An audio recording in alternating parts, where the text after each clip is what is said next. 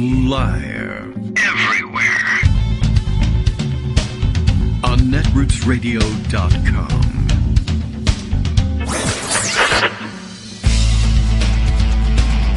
David Waldman. Kagro. In the morning.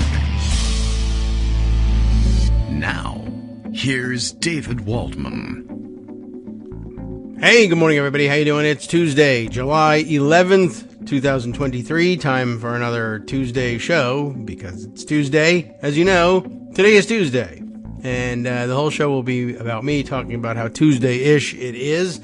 Not exactly. Not really what I have in mind. Anyway, my mind already beginning to wander away, not so much to the relaxation of vacation, but to the many things I have to do in order to get ready for a vacation, which usually takes about the length of a vacation to unwind from. So, you know, I'm sure you've been caught in that feedback loop before at some point in your life.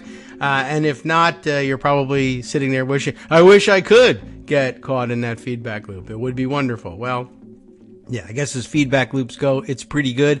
But yes, driven to distraction already and already worrying about these things. I usually spend the week or so prior to any vacation, vaguely hoping that I wasn't really going to be departing anytime soon, and I'm not going on the vacation. And then, of course, you go and you have a great time. So anyway, that's what I'm about today. And in the meantime, I'll be poking around trying to find things from the news that are important enough to break through that mental clutter. And there are many. And in fact, Justice Putnam hints at one right from the get-go, as he usually does, pointing already to a story that I have socked away and why not just get right to it and share with you, as he notes in his behind-the-scenes whisperings here. The whistleblower accusing Biden of taking money from the Chinese is a Chinese spy. And by all accounts, the Republicans and the GOP simply won't care about that. But yes, I saw a story pass through my screen at some point yesterday, and I didn't get a chance to mark it, but this morning it reappeared. Huffington Post reporting on the story. I guess we ought to catch up on this one, because I imagine this might even become more important for Republicans than Barbie's communism. But at least we got a chance to warn you of that yesterday. So this, written up by Arthur Delaney at the Huff Post, I think will probably catch us up.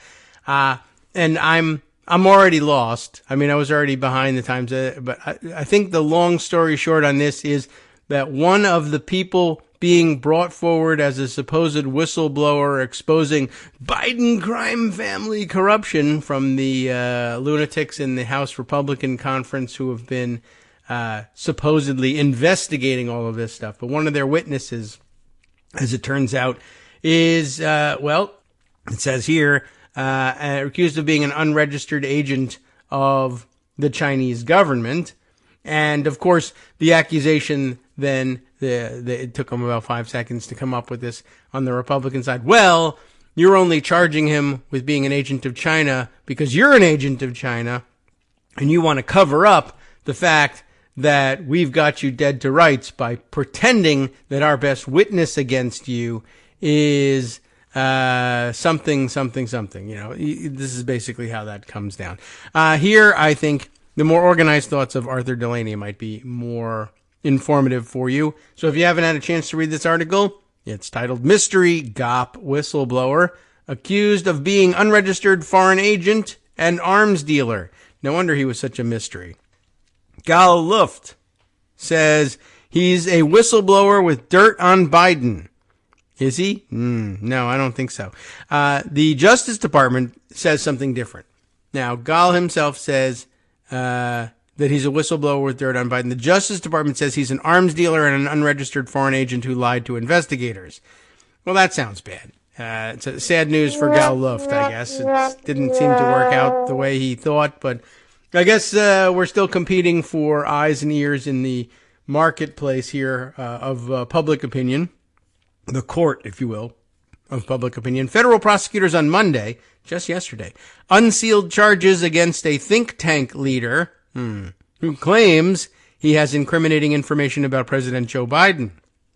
The Justice Department says Gal Luft a dual citizen of the U.S. and Israel, engaged in multiple international criminal schemes, including arms dealing and acting as an unregistered foreign agent, as you know, of a foreign country. And guess which one it is? Oh, I already told you. The People's Republic of China. Yes. The government said Luft was arrested in Cyprus. That's where you go to get arrested for these things. In February, but he's now on the run after having been released on bail. And really, who poses an international flight risk more than international arms dealers with dual citizenship? But hey, whatever. Bail seems appropriate. So now he's on the run. The Justice Department has asked for tips about Luft's whereabouts. And if you know, and you tell them, then you're a whistleblower, and then you know what's going to happen. Okay. Well, at any rate, now I've been interrupted by a text that I asked for, but, time to move forward with the story here.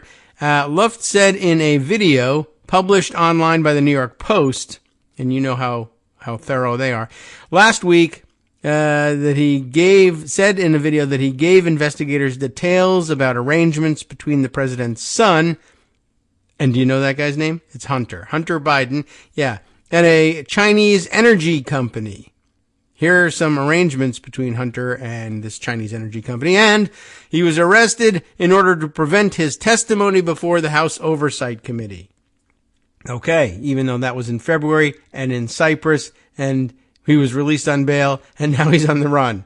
So being on the run probably is a greater impediment to his testimony before the House Oversight Committee than his arrest. But all right. Instead of showing appreciation for my whistleblowing, okay, I became public enemy number one, Luft said in the video. I'd put you no higher than public enemy, I don't know, 18, I would guess, probably around this point. And you're really, honestly, not even a public enemy either. It's overstating the case, but, you can't raise money as public enemy number 2 or higher. Anyway, Damian Williams, the U.S. Attorney for the Southern District of New York, said in a statement that Luft subverted foreign agent registration laws in the United States to seek to promote Chinese policies by acting through a former high-ranking U.S. government official. He acted as a broker in deals for dangerous weapons, all weapons are, aren't they, and Iranian oil, and he told multiple lies about his crimes to law enforcement. Who else are you going to tell lies about your crimes to? Luft, the director of a Washington, D.C. think tank called the Institute for the Analysis of Global Security, sounds harmless enough, right, said in his video that the government official Williams referred to is former... Well, who referred to a government official? Let's see. Oh, yeah, right. Acting through a former high-ranking U.S. government official. All right. Damian himself did do that. Okay. So the former official that he's referring to is former CIA Director James Woolsey, who served as an advisor to Donald Trump's 2016 presidential campaign. All he did, Luft said, was ghostwrite an article with Woolsey's name on it. All right. The indictment says Luft schemed to, quote, educate the official so that he would make public statements favorable to China and that this official would be paid $6,000 per month for articles in a Chinese newspaper. According to emails quoted in the indictment, Luft and an associate hoped Woolsey would get a prominent position within the new administration. There is none. Woolsey wound up resigning as a Trump advisor before Trump took office.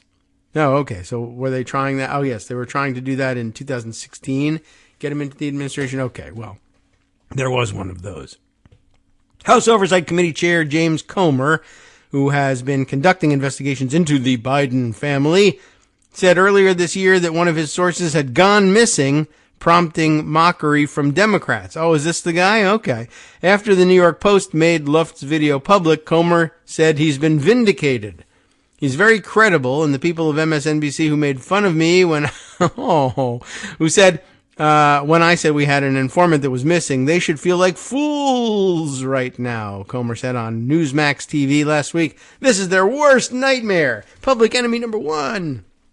He did say this is their worst nightmare. He actually hung that label on it. All right, so I guess we're all supposed to be sorry that his witness was missing when he said it was that this person was missing. He was, and we laughed at that. And he says, "Oh yeah, well look, he really was missing." I don't really know what vindication that is. It's not vindication. It's vindication for us. He's missing. Ha ha ha. He's missing. Well, I'll prove to you that he's missing. No, I believe he's missing. That's the funny part.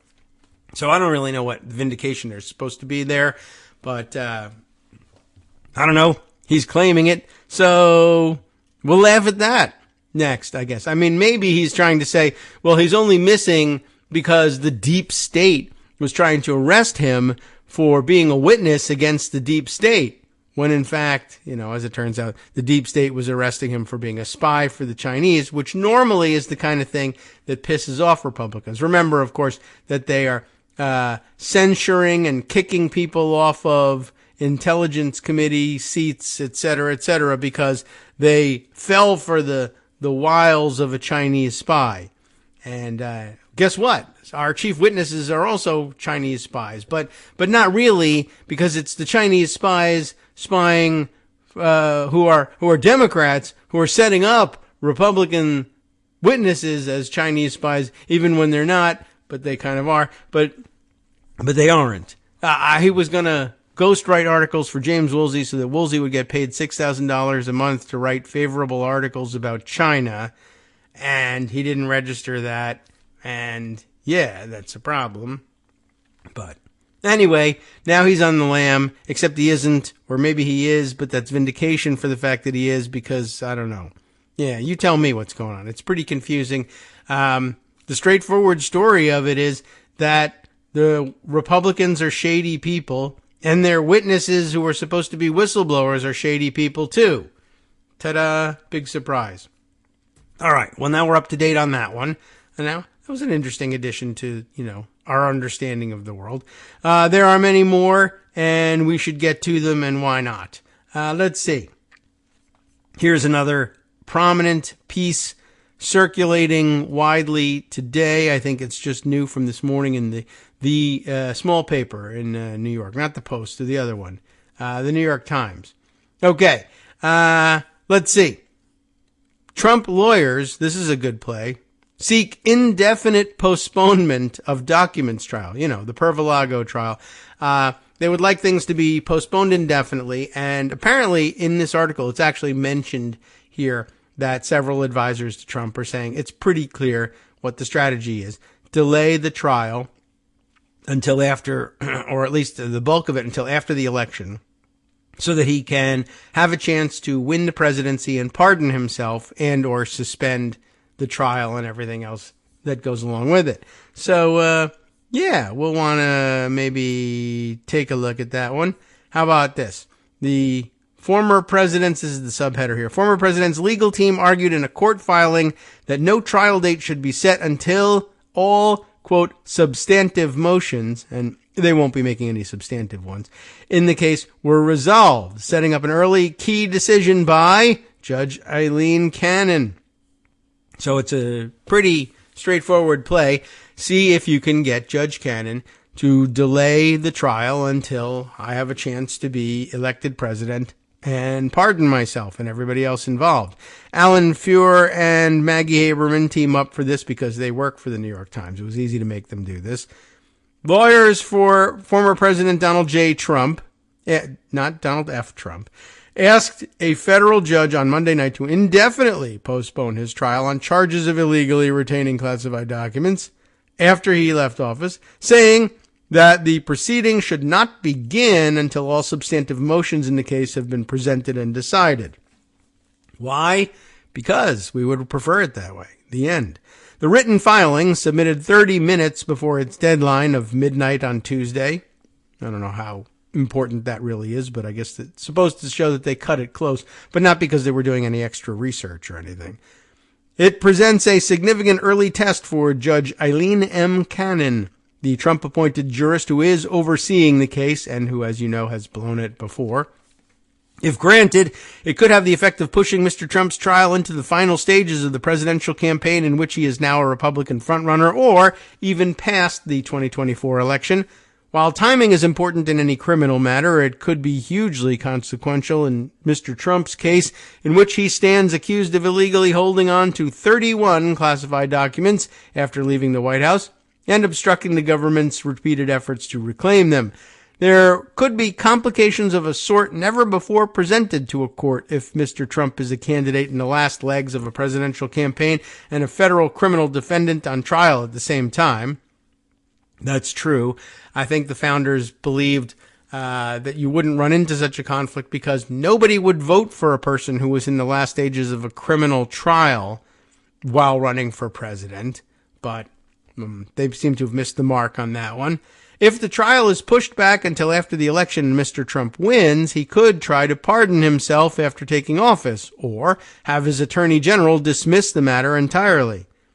Some of the former president's advisors have been blunt in private conversations that he is looking to winning the election as a solution to his legal problems. And the request for an open-ended delay to the trial of Mr. Trump and his co-defendant, Walt Nauta, a personal aide, presents a high-stakes question for Judge Cannon, who came into the case already under scrutiny for making decisions favorable to the former president in the early phases of the investigation. Mr. Trump's lawyers pitched their request to Judge Cannon as a plea for cautious deliberation and as a means of safeguarding democracy. Oh, it's just the opposite. My goodness. Oh, nothing like a little gaslighting to go with your morning break of the fast. And who better to be gaslighted by all of this than Judge Eileen Cannon, who apparently is huffing the gas from the gaslight all the time anyway. This extraordinary case presents a serious challenge to both the fact and perception of our American democracy, wrote the lawyers. Chris Kise, he's I think one of the best that they've got, and Todd Blanche, that guy, for Mr. Trump, and Stanley Woodward Jr., and Sasha Dadan for Mr. Nauta. Stanley Woodward Jr. Okay. I think we read up on him last time. He's, I think, ordinarily beyond the reach of Mr. Nauta's, finances. But at any rate, also, wasn't it just like 2-3 days ago that Nauta was continuing to refuse to acknowledge who his lawyers were to the court, and was hoping that by just not answering there would be no proceedings against him or something. I don't know what was going on, but it's odd because this name has been mentioned in connection with his representation for quite some time. But Sasha Dadan, I think, is new. Anyway, the court now presides over a prosecution. This is their spin. This is really interesting. The court now presides over a prosecution advanced by the administration of a sitting president against his chief political rival, himself a leading candidate for the presidency of the United States, they wrote. Therefore, a measured consideration and timeline that allows for a careful and complete review of the procedures that led to this indictment and the unprecedented legal issues presented herein best serves the interest of the defendants and the public.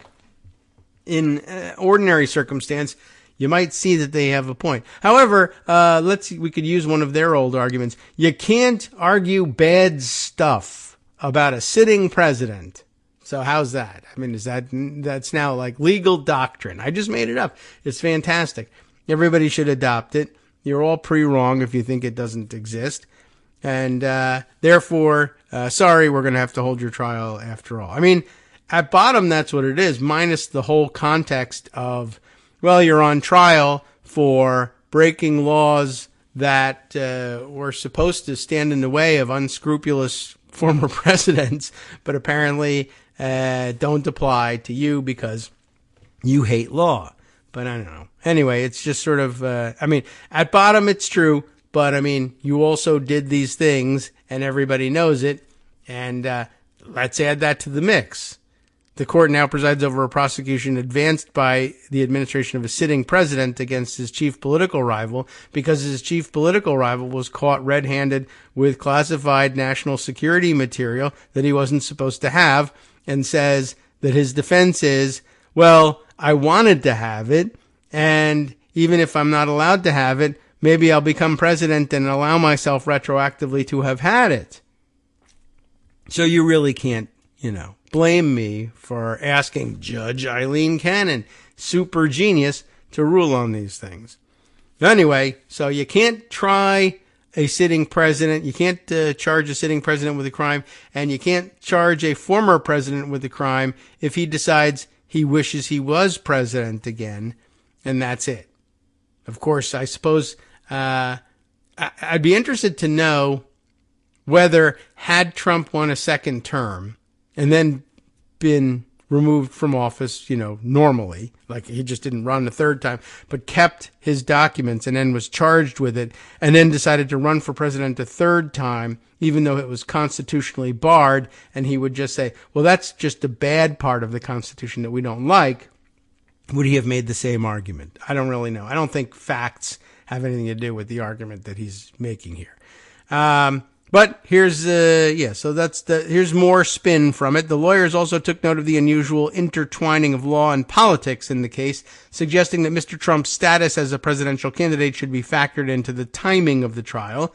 This is another interesting reach here. President Trump is running for president of the United States and is currently the likely Republican Party nominee. They wrote, this undertaking requires a tremendous amount of time and energy, and that effort will continue until the election on November 5th, 2024. Mr. Nauta's job requires him to accompany President Trump during most campaign trips around the country. They continued, this schedule makes trial preparation with both of the defendants challenging. Such preparation requires significant planning and time. So the claim here is, I think I saw Hillzoy saying this on the Bird site, saying, who knew that there was a hectic job search exception to the requirement for a speedy trial? This is a new invention. I'm going to be very busy. Could you not try me for my crimes until I'm either, well, what's the funny thing is, please don't put me on trial until I'm even more busy being the president of the United States, at which point it won't matter because I'll suspend the trial anyway. And then, of course, if he was to lose the election, well, for one thing, he'll fly off to Russia, but for another, he will simply say, well, you can't prosecute a former president because, of course, I'm running for president in 2028 now. And also something magic. The filing, anyway, back to the story here, came in response to one submitted last month by prosecutors working for the special counsel, Jack Smith, who requested a trial date of December 11th. Judge Cannon, appearing to adopt the brisk calendar mandated by the Speedy Trial Act, had initially scheduled the case to go to trial in August. On Monday, hours before Mr. Trump's lawyers requested a delay of the trial, a lawyer for Mr. Nauta asked Judge Cannon to postpone a hearing to discuss the issue of the classified materials in the case that was scheduled for Friday. The defense and the prosecution ultimately agreed to delay the hearing, which will take place in federal district court in Fort Pierce, Florida, until next Tuesday. Judge Cannon still has to grant her approval for that schedule change. In making their case to delay the trial, Trump's lawyers cited the expansive discovery evidence provided to them by the government. The first discovery disclosure, they said, contained more than 833,450 pages of material. Wow. Including about 122,650 emails and 305,670 other documents. The lawyers said that after the subsequent troves of evidence were handed over, they would most likely make more requests to the government for further information. They also pointed to the complex process of deciding how to handle the sensitive materials at the heart of the case under the Classified Information Procedures Act, the subject of the hearing that had been scheduled for Friday. The lawyers strongly hinted that they were going to fight the government during the pretrial litigation over classified material, a process that could take up significant amounts of time. In general, the defendants believe there should simply be no secret evidence, nor any facts concealed from public view relative to the prosecution of a leading presidential candidate by his political opponent. The lawyers wrote, "Our democracy demands no less than full transparency." Well, the Romanians knew how to do it with full transparency. There's videotape of them taking care of the Ceausescu problem, as they may have called it, both of them. in about a minute or two. And they never heard a peep from them again. And you know what? The schedule was just fine.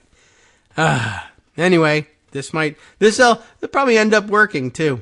I don't know what to tell you. They really have to. Well, on the other hand, I did think about this the other day as I'm preparing for my break and for vacation. There's a very real possibility that a lot of things important in this trial resolve themselves next week because, of course, I've scheduled myself to be away from the microphone. And as you know, that frequently happens. When I take a day or two off away from the microphone, something incredible happens in the Trump cases. So, one, you should make sure all your legal affairs are in order and your will is written, Mr. Trump, because that would be the ultimate end to this chapter, although I still would feel like he had escaped unfairly. But, I don't know. Maybe they haul him in or finally hold him to account on something or announce new charges next week. Okay, with a few seconds left before we start playing the music to get out of here for our first break. In general, the defendants believe there should simply be no secret evidence, right, nor any facts concealed from public view. They want full transparency, and they will fight for it for as long as it takes to get them to the election where they can figure out whether their client can actually pardon himself or not. Aside from the request for a delay, the filing served as a preview of Mr. Trump's legal strategy as the lawyers laid out ways in which they planned to attack his indictment. They suggested, for example, that they intend to challenge some of the charges he's facing by arguing that the Presidential Records Act permitted Trump to take documents with him from the White House. That actually is the opposite of what you're allowed to do, which is really an amazing thing. Let's see if we can wait 2 minutes and then find out what brain-twisting way they've invented for themselves. Hi, I'm Scott Anderson, the guy that writes the daily summary for this show, Kagro in the Morning. Thank you to everyone that supports this show. Many of you send donations through PayPal, Patreon, Square Cash, Radio Public, and so on. Some of you write your own essays and send them in, or read articles with your own commentary. We appreciate it. Now, some of you are listening to this and thinking, I'd like to help, but isn't there something I could do that wouldn't require money or effort? Why, yes, there is. You can just like us. On Daily Kos, they call it the recommend button. YouTube has a thumbs up. There are hearts and likes and love buttons. Tap our love button. Tap our love button every day. Share our shows and summaries on Facebook and Twitter, YouTube and iTunes, Stitcher and Amazon. Most of these places allow you to write a review, so a sentence or two would be great. Recommend us to social media, or tell your friends to listen to the show. You aren't just helping us, you're helping them find their new favorite thing to listen to. You could change the world. So thank you in advance from me and everybody else in the world.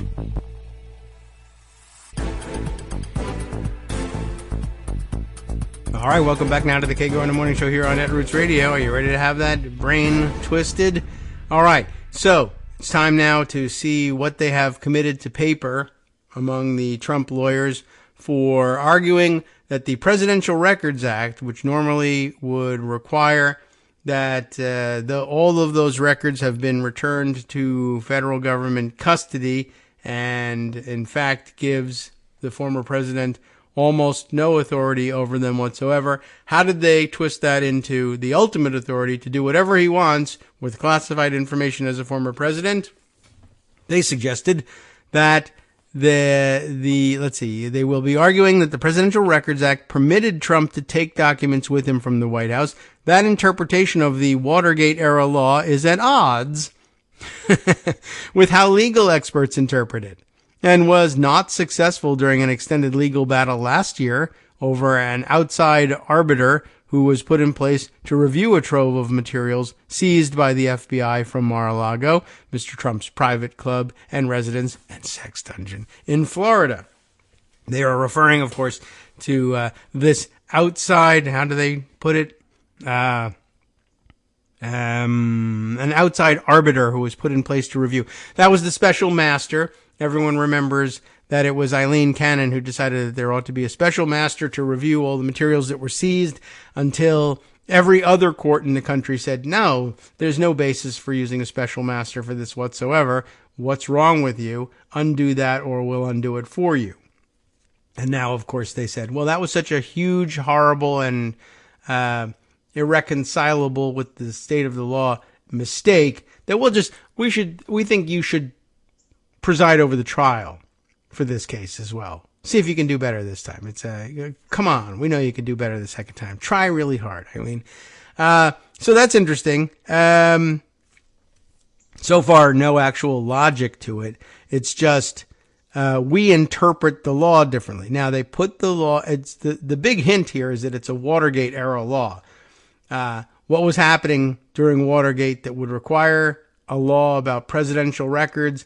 It was, of course, Richard Nixon claiming the right as president of the United States to hold on to all of his records, and that they were personal in nature and did not belong to the government, and the government had no business taking them back from him. And they passed a whole law saying, from now on, actually, the opposite is true.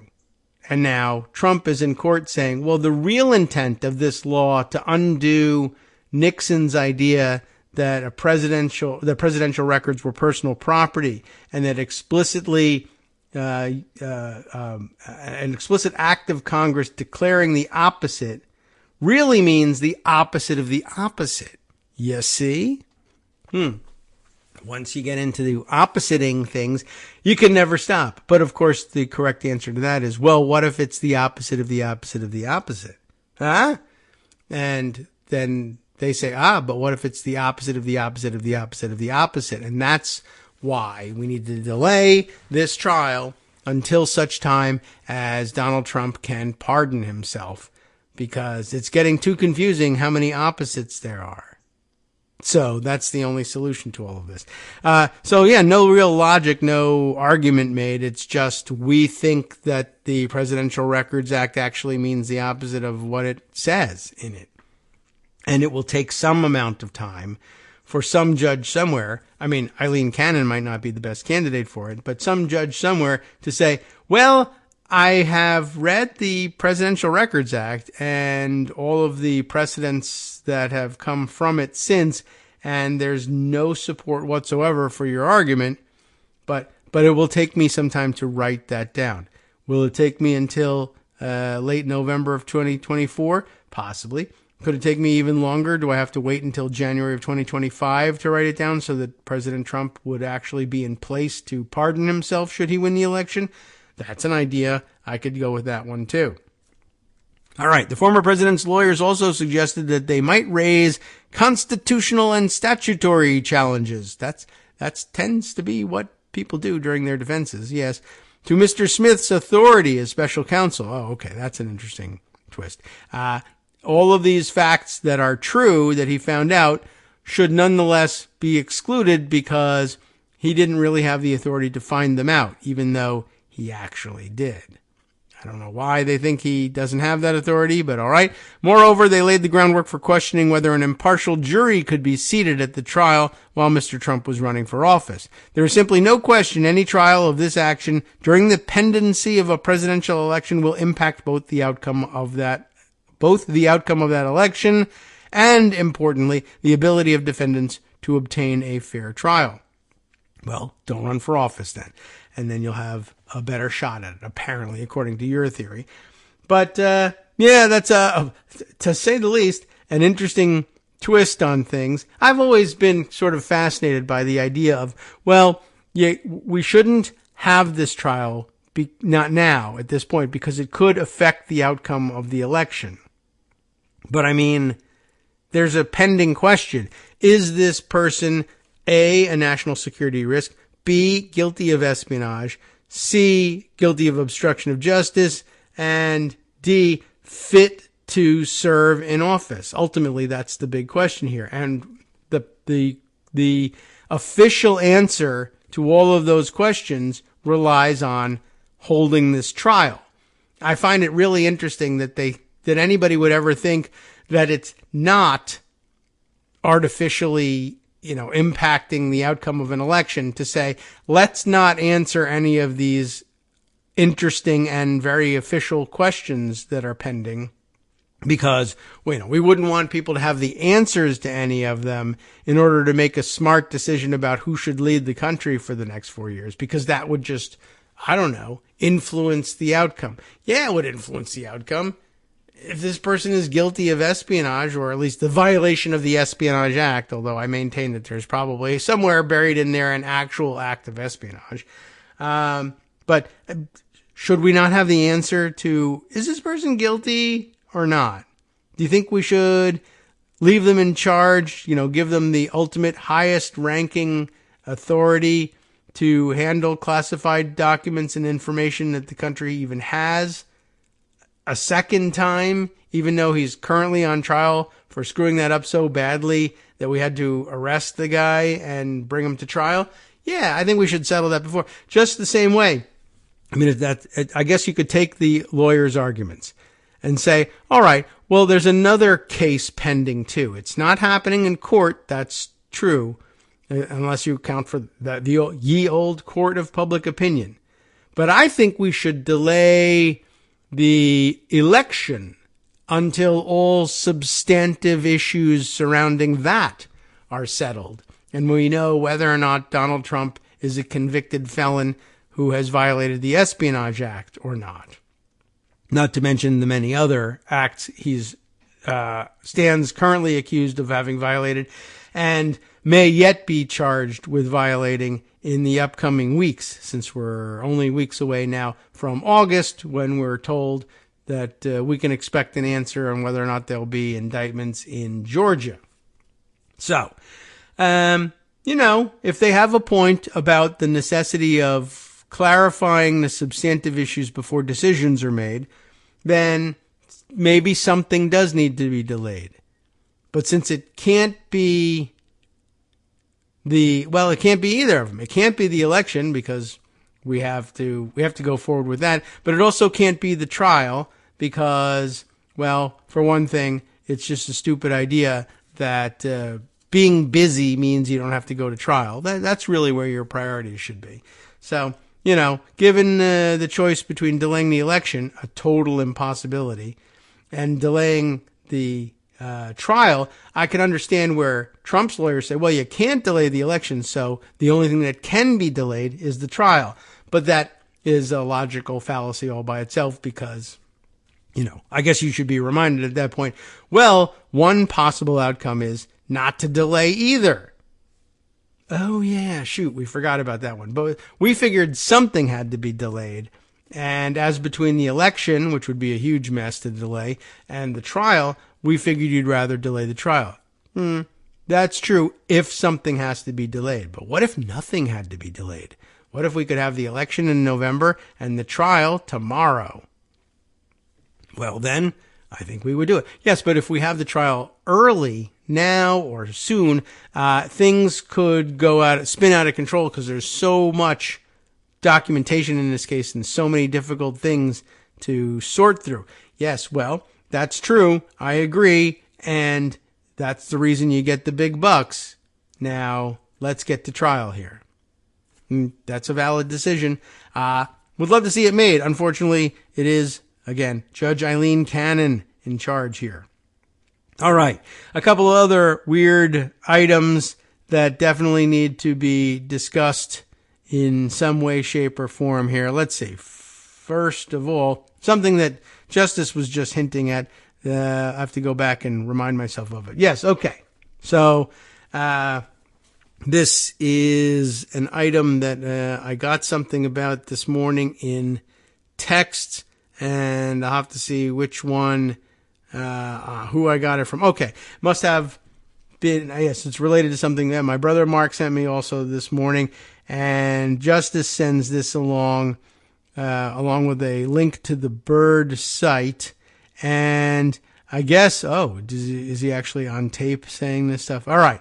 I don't know what the hell gets said in this, and it's a long segment or a video segment from CNN that ASIN has captured for his followers on the Bird site. And I guess, let's see what's going on here. He's got a, probably not an exact transcript here, but maybe a summary of the the sore point in this 2-minute segment. Tommy Tuberville, Senator Tuberville of Alabama, saying, my opinion of a white nationalist, it's an American. If that white nationalist is a racist, I'm totally against them. And his interviewer, I don't know who the players are and all this, but it's Collins, is the last name, and I don't know which Collins it is, and I don't watch enough CNN to know. He says, well, white nationalist is a racist. Tuberville answers with, well, that's your opinion. So, okay, that's pretty interesting. I guess this must, I don't know whether that's a follow-up interview to this item or whether this item is in response to that interview. I don't know which one is which and what the chronological order is, but Mark sent me today a screen cap of, what is this, maybe a Facebook post from one Charles Tuberville. And as you might have guessed, there is a relation there. And he says, I'll try and make this brief. As some of you know, my brother, that's the relation, Tommy Tuberville, is the senior U.S. Senator from the state of Alabama, elected in 2021, which is amazing. I guess that's how junior the senatorial delegation is from Alabama, which ordinarily would be sad for Alabama, but okay. Due to recent statements by him promoting racial stereotypes, white nationalism, and other various controversial topics, I feel compelled to distance myself from his ignorant, hateful rants. What I'm trying to say is that I do not agree with any of the vile rhetoric coming out of his mouth. Yow, that's sad for the family. Please don't confuse my brother with me. Thanks, Charles Tuberville. I don't think anybody would, but if he was Timmy Tuberville, I suppose there would be a real confusion possibility. But I don't know about the rest. Let's see. 2 minutes of Tommy Tuberville. I don't know if it really matters enough to play that. But, okay, we'll take Asen's word for it that he's boiled it down to the essence, that he's basically saying, well, what's wrong with white nationalism?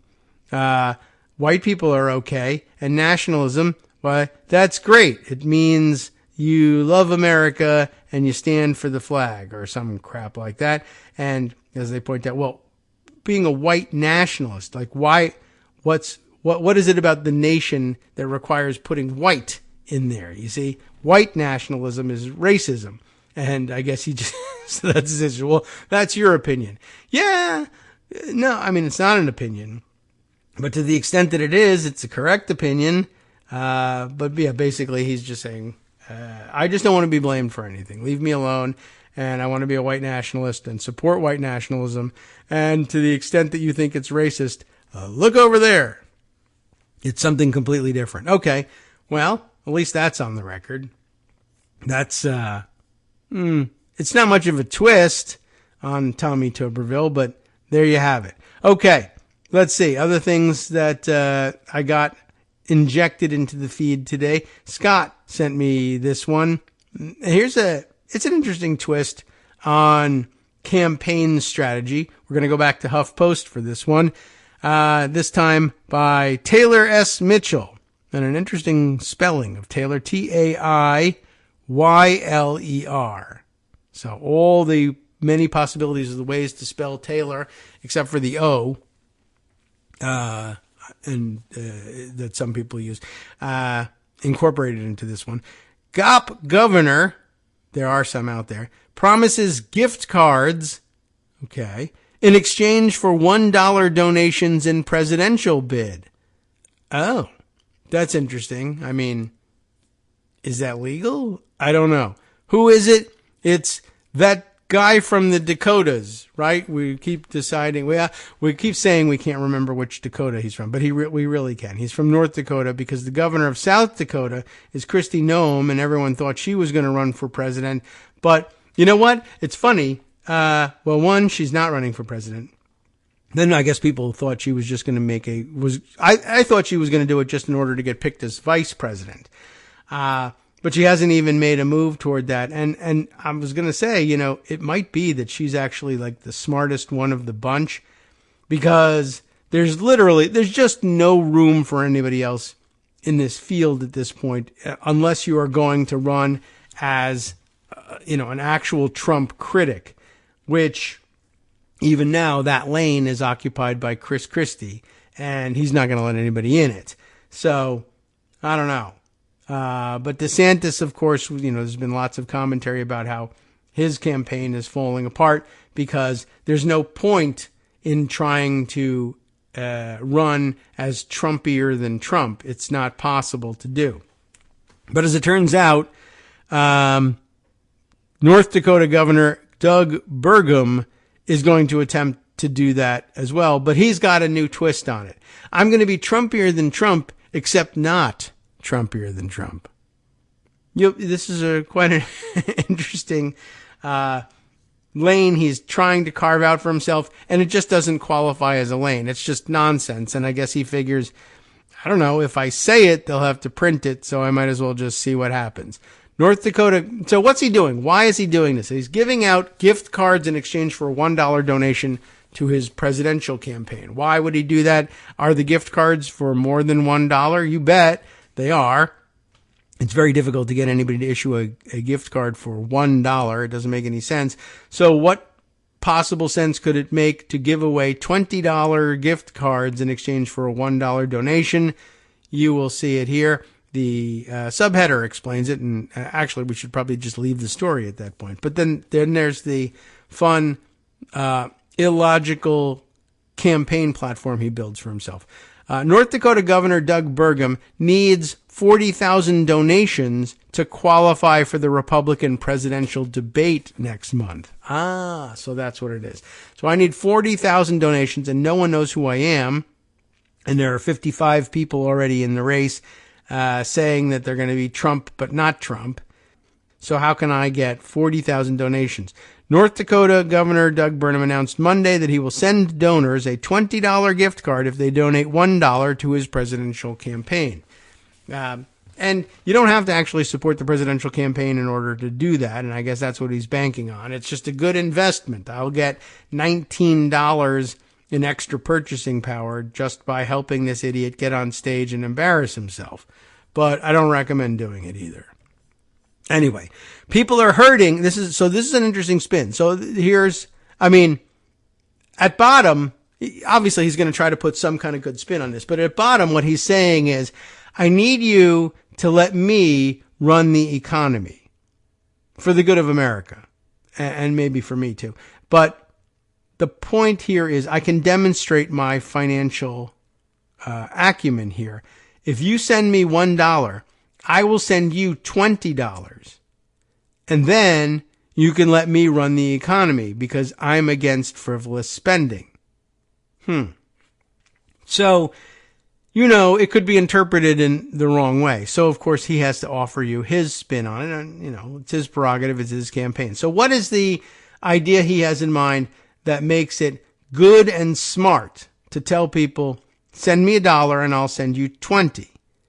Well, this is it. Ready? People are hurting because of Bidenflation, which Greg just told us has kind of disappeared on the items that they were measuring, like eggs and gas. But anyway, people are hurting because of Bidenflation. They're not. And giving Biden economic relief cards, that's what he's calling his gift cards. Biden economic relief cards is a way to help 50,000 people until we get in office and fix this crazy economy for everyone by handing out $20 for every one that Americans hand in. So this is something he said via Twitter on Monday. So get yours here, the tweet continued with a link to his campaign donation site. The linked WinRed site once again blames President Joe Biden, along with the Democratic Party, for hurting American families while asking donors to fill out their personal information and provide credit card details. That's just fantastic. You'll definitely want to give that away for $20. In a separate tweet, Burgum doubled down on the gift card offer. When it comes to providing economic relief to the American people, I'm not messing around. I don't understand that as doubling down. That's just saying the same thing again. But everyone loves to use the phrase double down every time something happens a second time, whether there's a doubling or not. Anyway, the unusual move has given rise to some legal concerns, Politico reported. The wealthy Republican governor, a former CEO at a software company, launched his presidential campaign last month, but has little name recognition compared to many of his GOP opponents, who include former President Donald Trump and Florida Governor Ron DeSantis, and some other people as well. Burgum, along with, like William Hurd, don't forget that guy, Burgum, along with other GOP presidential candidates, must receive at least 40,000 donations, including at least 200 dispersed among 20 different states, to qualify for the GOP debate on August 23rd. So he hasn't got a lot of time for this. The North Dakota governor has held his seat since 2016, like ancient. Wow. In April, he signed a ban on abortions at 6 weeks without exceptions for instances of rape or incest. Like, the fact that that even makes that into the reporting is like, okay, this is the things that he's touting for why he should get the Republican nomination. I'm tough on abortion. No exceptions for rape or incest. Now, this is where it starts to get weird. In May, he approved a bill banning pronoun policies in schools, I guess including the policy that we won't acknowledge your pronouns, but I imagine it's perhaps narrower than that, and requiring teachers to tell a student's parent or guardian if the student identifies as transgender. He's signed 7, that's going to make a lot of teachers look kind of dumb. His parents say, I know, he lives with me. Anyway, he's signed 7 other anti-trans bills, 7, since January, but maintains, this is where it gets weird, that he will not sign a federal abortion ban if elected. Why not?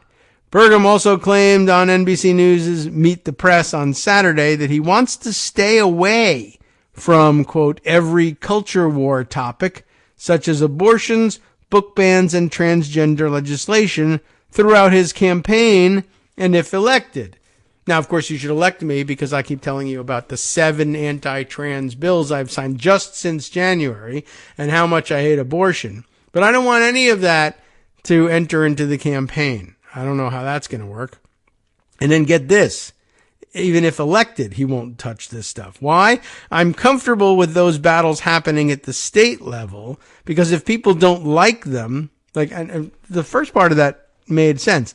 I'd rather those fights belong at the state level, not the federal level. Okay, that's sort of an argument.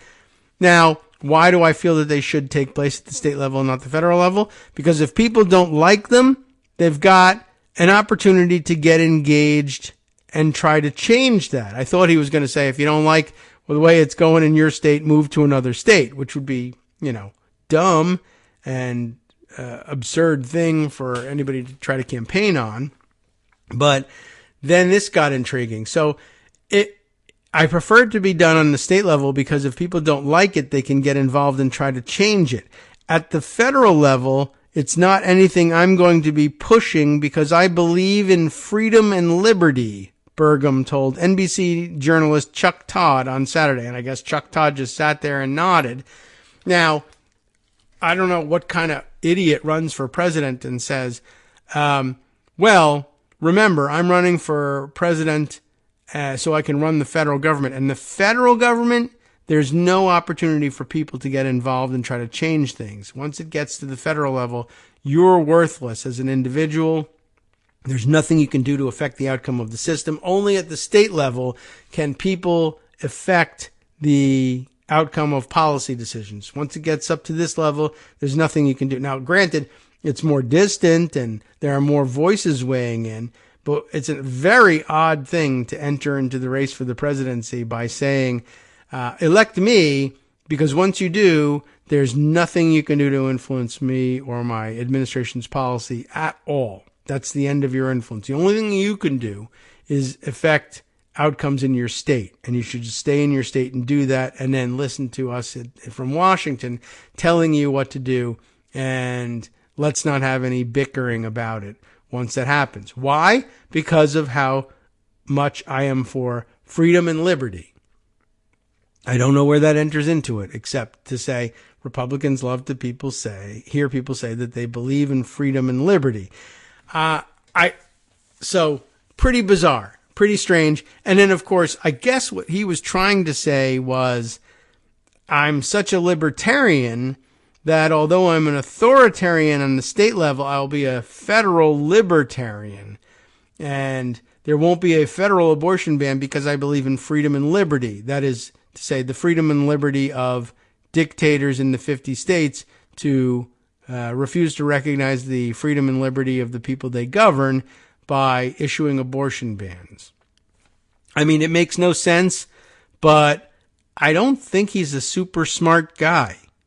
And you're meant to think, I guess, as a Republican, that he is a super smart guy because it does say somewhere that he was the CEO of a technology company. And everybody knows that they're super smart guys. Except, recent events have proven otherwise. And also, so have ancient events, quite honestly. So we've kind of known for a long time that these are some of the dumbest geniuses in America. All right, let's see. Other stories to occupy our time with. We're coming up, of course, on the top of the hour break, so there's probably not too much we can do to squeeze another story in. But let's see. I had put this AP report away, but I think for a different purpose. And it looks to me like, is this one of these latest news feeds on the war in Ukraine or something like that? And so maybe it has changed. But I thought I had put this away yesterday as further information on the whereabouts of Evgeny Prigozhin. Yes, all right. So this AP report, which is now carrying a title about a different angle on what's going on in Ukraine. Russian mercenary leader Prigozhin's, this is the headline that I grabbed yesterday. Russian mercenary leader Prigozhin's commanders met Putin after a short-lived mutiny and pledged loyalty, which is a slightly different thing from yesterday. Yesterday they were arguing that not only was Prigozhin not in Belarus, but that he in fact had a meeting with Putin just days after the end of this mutiny. Now, of course, it seems that the headline says it wasn't Prigozhin, but maybe Prigozhin's commanders. Interesting.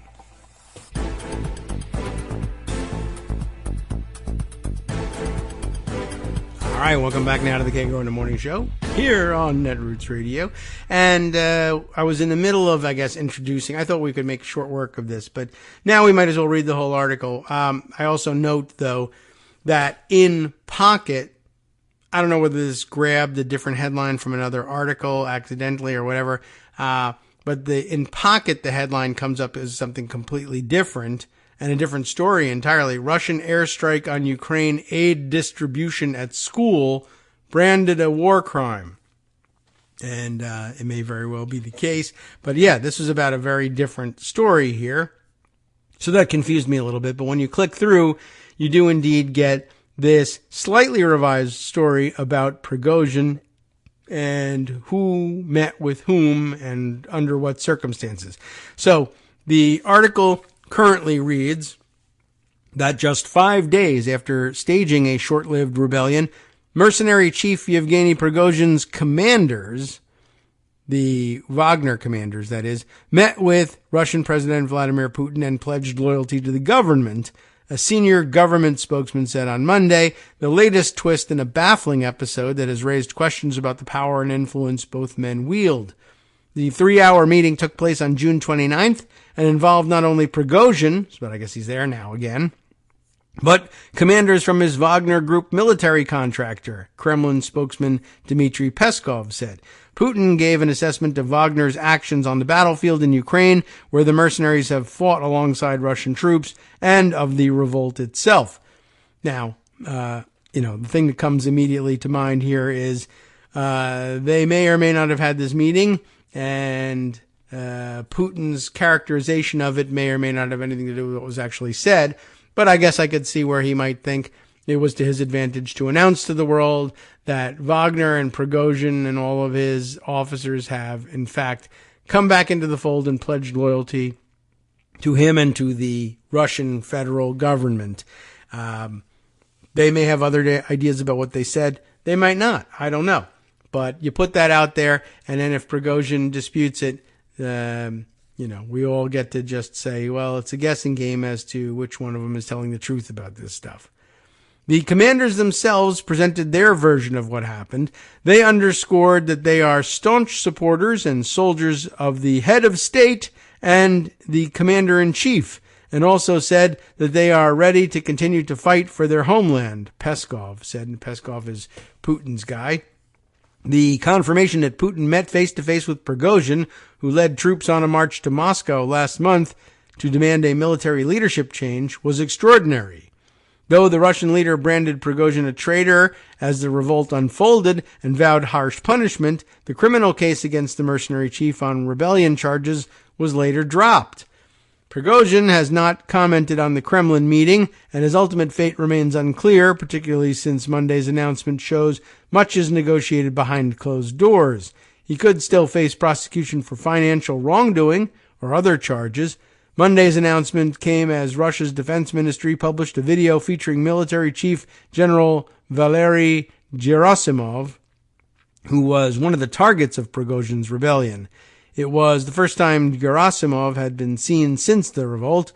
In the video, Gerasimov is seated at a table with his team, watching a video report from the chief of staff of Russia's aerospace forces about a missile attack on Russian territory on Sunday. Gerasimov responds by calling for preemptive strikes against missile bases and for improvements in missile defenses. The twin updates appeared to be another attempt by the Kremlin to show it's in control after a turbulent period and to reflect Putin's delicate balance between condemning the biggest threat to his 23-year rule and the man behind it, while not alienating a popular figure whose troops scored the biggest battlefield victory for Russia in the past year of the war. Former Putin speechwriter Abbas Galyamov, maybe, that might be the pronunciation, told the Associated Press that Putin acknowledges Prigozhin's patriotism and needs his forces on the front line, while Prigozhin needs Putin to ensure his freedom from prosecution. The two are negotiating as allies, with Prigozhin escaping punishment, Galyamov said, at least for now. They could make up, win their battles, do the best they can in their war, and then Putin just says, now I'm done, and we poison Prigozhin or have him fall out a window. Anyway, Prigozhin emerged victorious from this rebellion, Galyamov said in a Zoom interview from Tel Aviv. He has shown himself to be the master of the situation.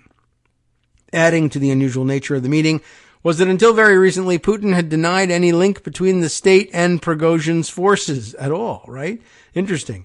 Mercenaries are illegal in Russia, but Wagner troops have fought for Russian interests around the globe and played a vital role in the capture of Bakhmut in the war's longest and bloodiest battle. Putin has confirmed that Prigozhin's companies operated under government contracts. Throughout the war, Prigozhin has criticized decisions made by Russia's top military brass, leading to tensions with the Kremlin that culminated in the June 24th mutiny. The rebellion severely weakened Putin's authority, even though Prigozhin claimed the uprising was not aimed at the president, but at removing Defense Minister Sergei Shoigu and Gerasimov. Prigozhin called off his mutiny after a deal was brokered for him to go to Belarus. Mark Galeotti, an author who heads the consulting firm Mayak Intelligence, said the delicate dance with Prigozhin is a further compromise on Putin's part and reflects his unwillingness to take tough and ruthless personnel decisions. Really? I don't know.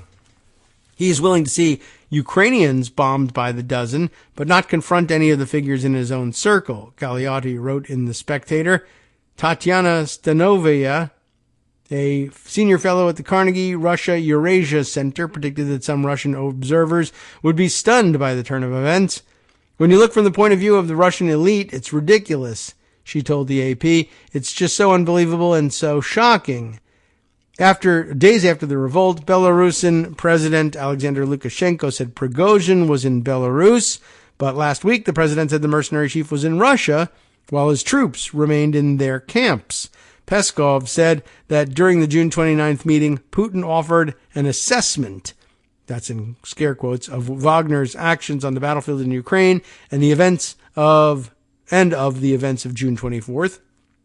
The president also listened to the explanations of the commanders and offered them opinions for further employment and further use in combat, the Kremlin spokesman said.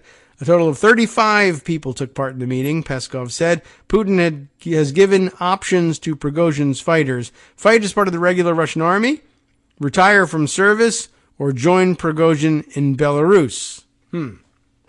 Okay. And then a little bit more on the situation. Might as well get all the information we can. A NATO summit later this week in Lithuania is looking at how to crank up the pressure on Moscow after 16 months of war. In other developments, here's the news about that Russian airstrike on a school in southern Ukraine, which killed 7 people as residents gathered to receive humanitarian aid, authorities said, with the governor of Ukraine's Zaporizhia.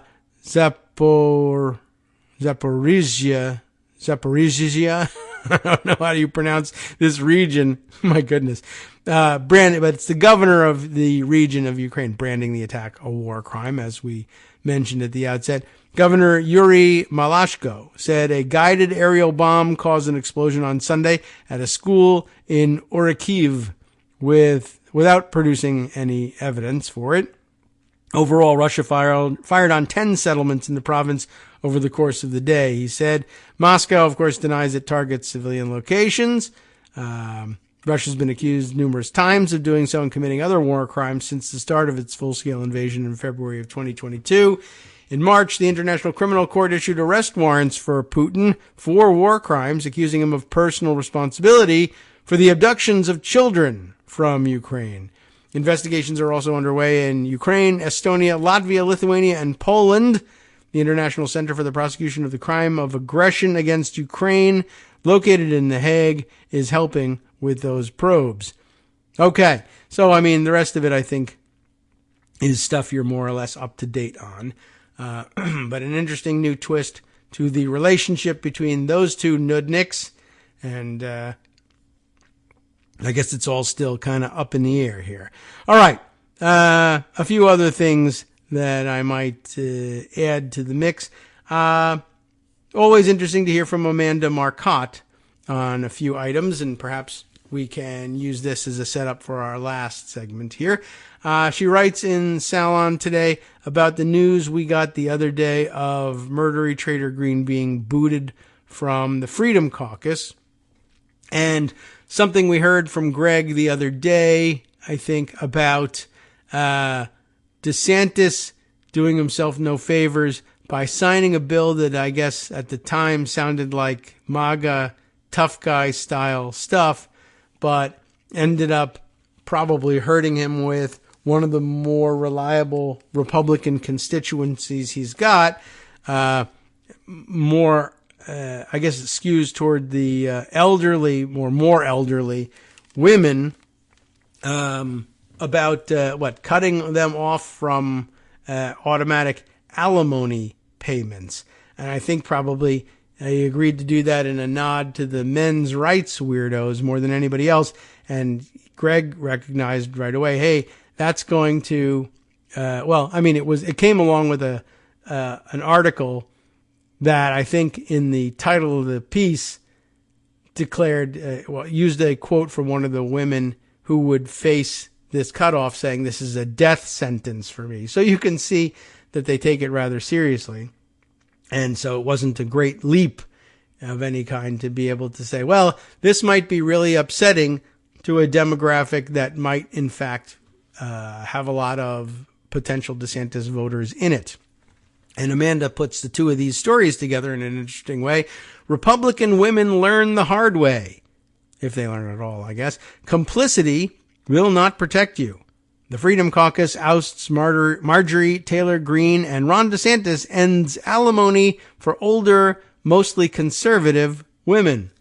And somebody really hit the nail on the head the other day on social media, sending around a picture of, you remember the Trumpettes from during the Trump administration? I assume they still meet from time to time, but a gaggle of women, mostly older women, from Mar-a-Lago club members who liked to gather for lunch or whatever and wear those pageant sashes that said Trumpettes on them, and photograph themselves in their finery and gowns and jewelry while standing around the overly cake-decorated Perva Lago Club. And you have to guess that a fair number of them are living on fairly generous alimony payments. And it turns out that Ron DeSantis seeks to undo this. Now, maybe it's because they were big Trump fans, but I'm not certain what his reasoning for this was. But let's see. Amanda has this to say. There's no rhyme or reason. There you have it. To the given reasons for why, not this one anyway. There's no rhyme or reason for this part of the story. Why the House Freedom Caucus ousted Marjorie Taylor Greene last week.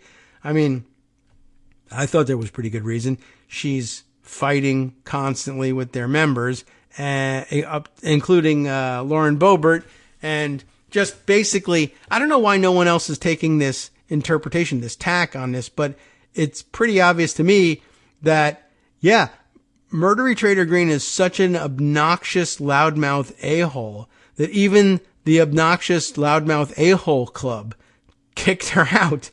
I really can't take that one. She's crazy. She belongs in a class all by herself. We can't take it anymore. And we're a club full of loudmouth a-holes.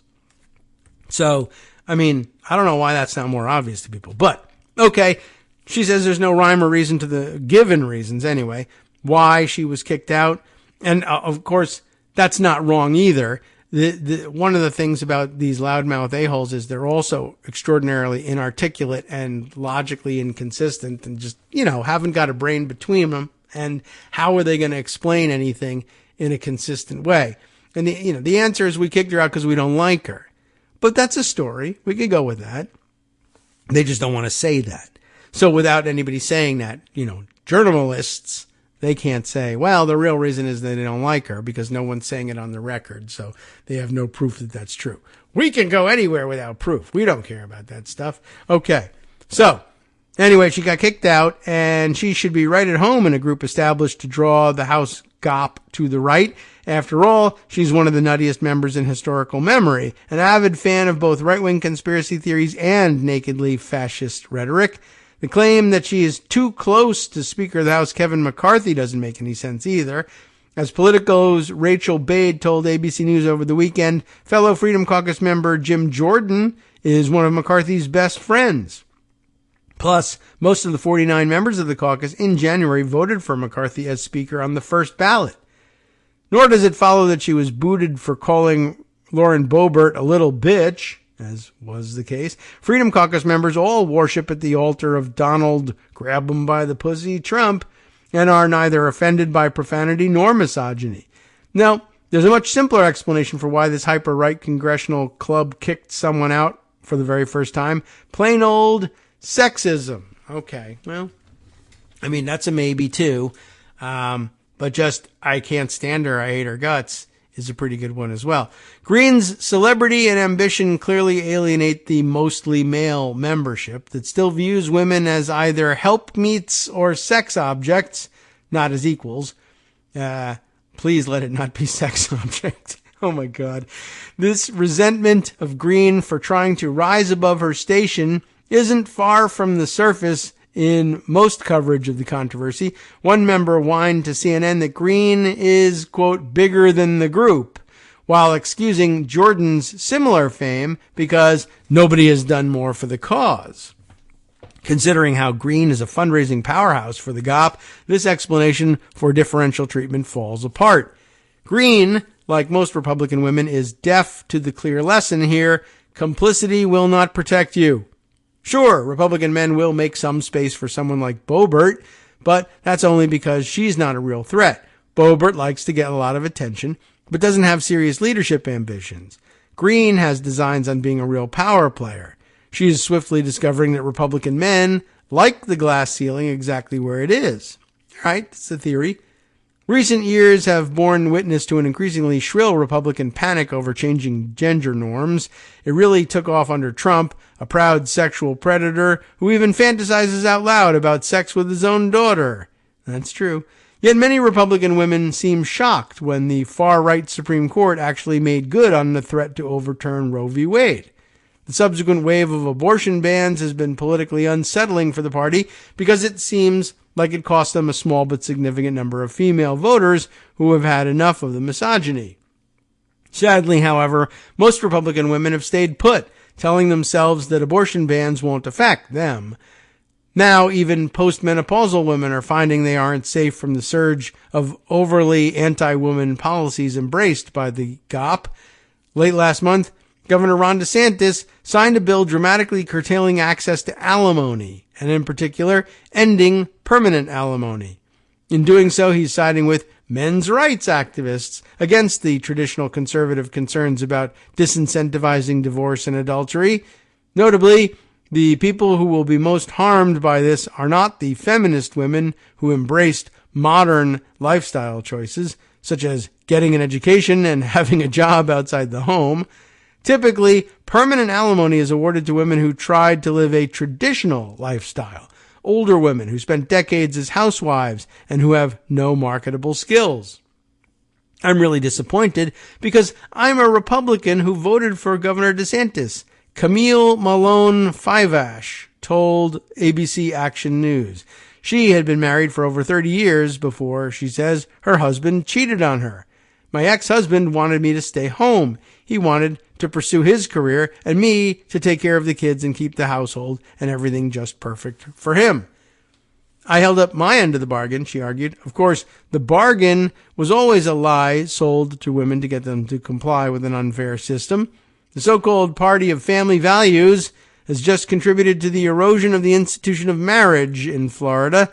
Jan Kalila, maybe, I don't know, 63, told the Orlando Weekly. As feminists have often patiently explained, family values is just code for male domination. If protecting male privilege conflicts with protecting families, Republicans will choose the former.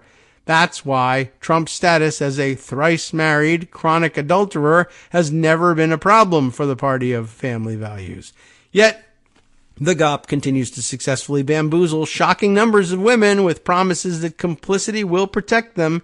Witness the rise of Moms for Liberty, a group, like many before it, that sells conservative women on the idea that they can somehow gain power through embracing submissive gender roles. Moms for Liberty have to be understood as a core part of a broader and long-standing reactionary movement centered on restoring traditional hierarchies of race, gender, and sexuality, a movement in which conservative mothers have always played a particularly powerful role. Historian Nicole Hemmer wrote for CNN last week. The group recently drew national attention when one chapter in Indiana ran a quote from Adolf Hitler in a newsletter. He alone who owns the youth gains the future. Initially, Moms for Liberty tried to justify this by claiming they quoted Hitler to oppose his views. The excuse never made any sense, since they clearly do believe that owning the youth equals gaining the future. More to the point, the group's views reflect what Hitler was advocating at the time, which is a claim that women's power runs through home and hearth instead of the men's realm of public power. This was captured in the German slogan, Kinder, oh boy, I gotta speak German, Kinder, Kusche, Kirche, right? Which means, who knows? Children, kitchen, church, a shorthand to describe a right-wing view of a woman's proper role.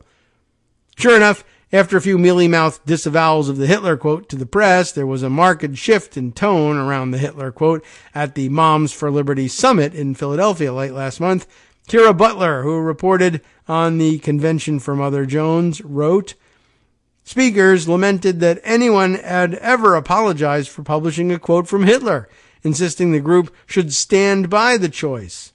By the end of the summit, Lieutenant Governor Mark Robinson of North Carolina was hollering about how, quote, it is time for us to get back and start reading some of those quotes. Oh boy. In clinging defensively to this quote, the Moms for Liberty are missing the point. This isn't just about Hitler being a genocidal maniac, though that really should be reason enough. He was also, crucially, lying to women. The soft power that women are promised through the dutiful performance of traditional roles isn't real power. That's why women spend decades being obedient housewives, only to be slapped in the face when they want fair compensation. It's why someone like murdery Trader Green, my words there, will always find that there's a hard limit to how high the men in her party will let her fly, no matter how much lip service she pays to their sexist values. Republicans may center hate of blue state feminists in their propaganda, but when Roe was overturned, it was those Republican voting populations who saw their access to abortions taken first. But as the popularity of Moms for Liberty shows, there's always a bunch of Republican women ready to fall for the lie that there's strength through submission. All right, always an interesting perspective, and you should always be able to guess that that would be your perspective on all of that. It doesn't preclude the real possibility or even concurrent possibility that they just were sick of Marjorie Taylor Greene because she's an annoying a-hole more so than they are as well. But always wise to allow for the other perspective as well, and well argued as usual there too. All right, let's see. That reminded me at the end of the article of something else that I had put aside and read about yesterday, and then we didn't. Oh yes, right. Which was it though? Did I put it in the archive? I think I meant not to archive that article, but it was one that Greg brought up. That's why it's not in the archive. Okay. And it was, I should go to maybe yesterday's summary of the, or perhaps my list of the articles that I sent to Scott. That'll bring it up. But what was it? It was, it was the one about the fight over the school board in Temecula, California. Let's see, which article was that? Is it this one? Yeah, here we go. From Politico, I think. The religious right gets blindsided by angry parents in a Southern California school district. You remember this one? Novice school board members get a hard lesson in politics in a region that could determine control of the House. That was the header and subheader on the piece. And it was, again, about the right-wing members, newly elected members of the school board in Temecula, California, finding out that parents there, even the conservative parents there, were basically saying, hey, we didn't want culture war all the time. The stuff you got elected on, the mask mandates and all that, we were for getting rid of those, but they're gone already anyway. So we didn't mean for you to then pivot to screaming about CRT all the time, or that all LGBTQ people are in fact vampire pedophiles of some kind.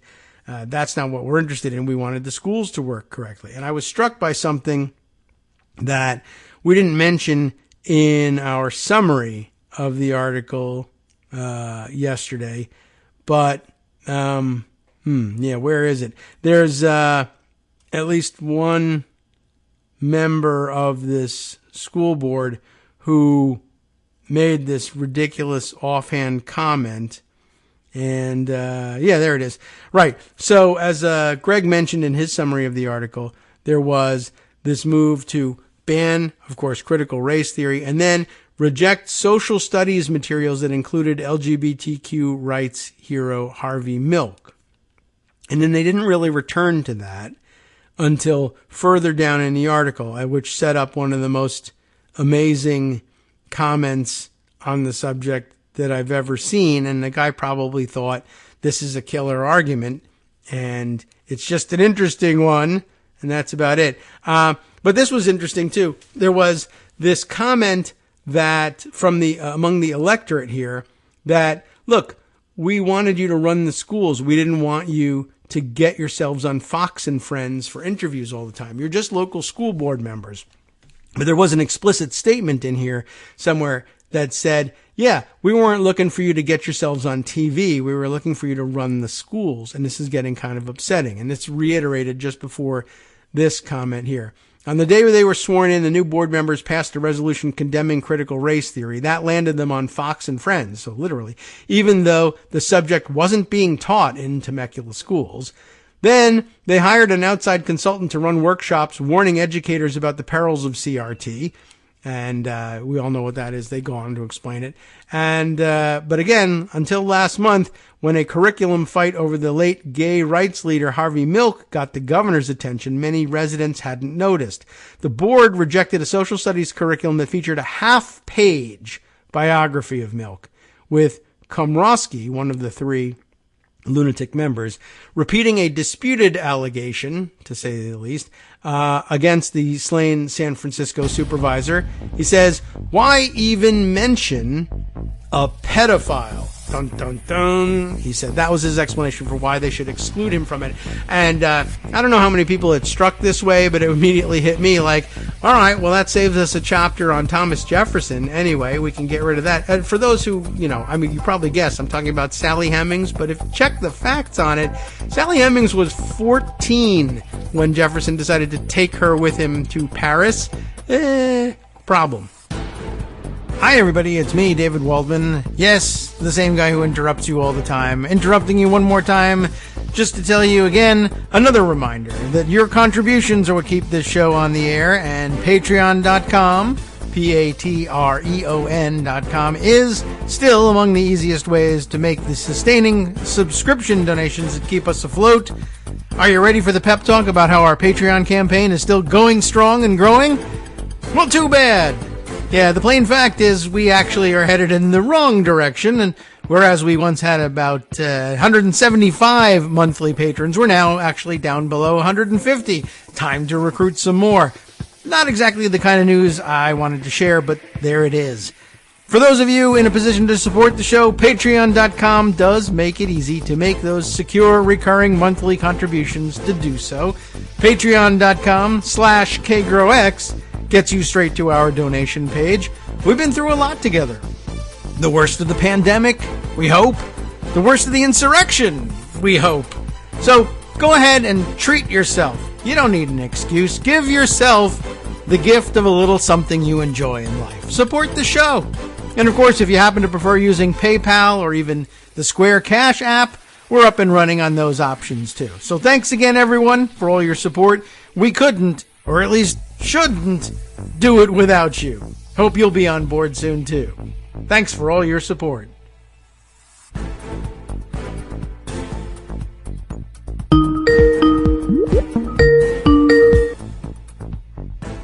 Hey, Joan. Hello. Hello. Hang on a second. We'll come right back in.